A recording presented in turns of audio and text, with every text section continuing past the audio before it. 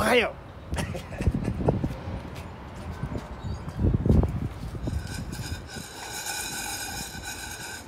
コーヒー豆朝から行ってます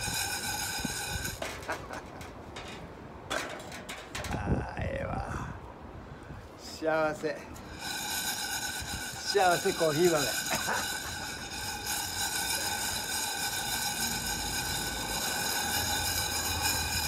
ええ香りですよ朝から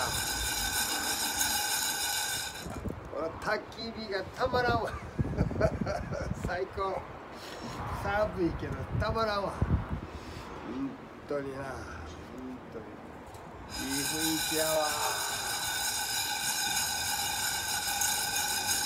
もう今年ももう終わりやけど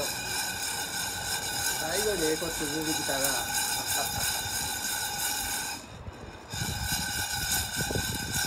うっこっけも卵ボコボコ産むしなドリップコーヒーこれドリップコーヒーよいしょどええわもう豆いってクラッシュしてドリップするもうそれだけで幸せやな人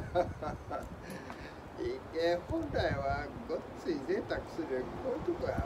本当に幸せやな薪はええわ